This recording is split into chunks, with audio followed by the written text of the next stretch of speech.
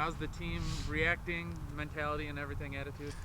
Well, Sunday we talked about the fact that there's nobody that's in Michigan that's going to be playing this week, and so we talk about the fact that we're blessed because we have the opportunity to continue to play, and I know there's some Division I schools that obviously are playing in bowls, but as far as this weekend, we're the only show in Michigan, and so we're proud of that, and we want to represent our league and our state the way you hope to represent, playing hard and executing a system and being competitive with a great opponent. And what are you looking, how's Northwest Missouri State looking? What are you guys going to have to do to move on? Well, they've been the best defense in Division II nationally for the last 2 years. So statistically, they're a powerhouse.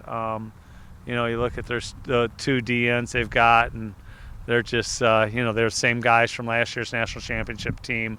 Their linebackers extraordinary, and their back end is as good as any D2 secondary I've ever seen over the course of my 5 years. So, it's going to be a huge challenge. Our defense played well. Hopefully they can keep us in the game and be patient. Offensively, we're going to have to try to grind some things out, and when we get there, kind of get a drive or two and figure out what we can do against this team. But it's surely an unbelievable challenge. No, you said it's the best defense you've seen. Is there anyone that you've played that's comparable that fans could maybe think like that's kind of the game plan or the style you're going to see? Yeah, North Dakota State in 2013, our first year, first game of our second year, we went to North Dakota State in the Fargo Dome. They had just beaten Kansas State the week before. That's the closest I've seen to defense this stout. Okay.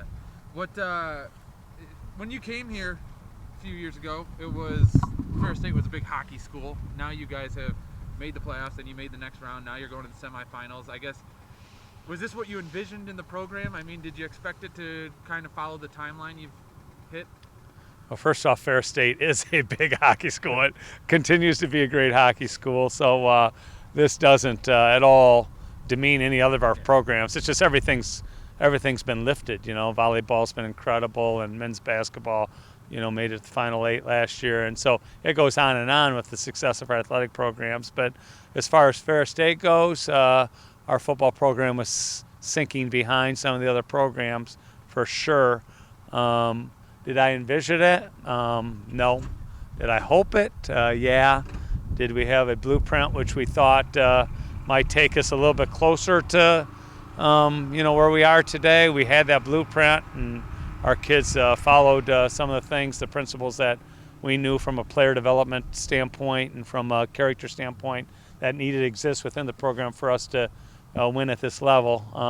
But you never expect, we've been 34-4 in the last 3 years, and so you never really expect it at that level, but sometimes you pinch yourself and say, wow.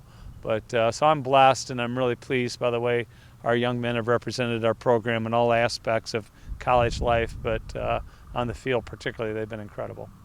And now, is the quarterback situation going to be kind of more of the same? Start with Bell and then ride the hot hand as it goes? Yeah, more of the same. Yeah, at this point in time, that's kind of how we'll operate.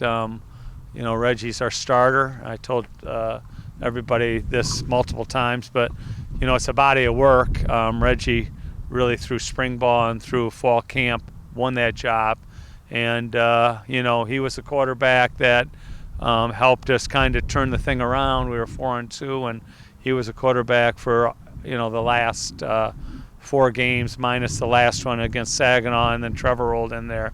Now, with that being said, Trevor deserves his shot because he's done a great job too. So they're both very good friends and respect each other, and so it's more on feel. I'm going to base what do we need now kind of deal, and they're just going to have the the mental tenacity to know, when it's their turn, they got to do their best, and when they're standing on the sidelines, they got to still stay mentally active and be prepared for any challenge. And any worries, or I guess you have traveling? You guys have stayed in the Great Lakes with playing the GLIAC all year. Now you're heading.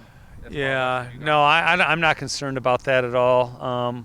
Actually getting on an airplane and traveling for an hour and a half is like going to like Saginaw Valley. So As long as we make it and we're in Missouri in time for that game, we'll be ready to play.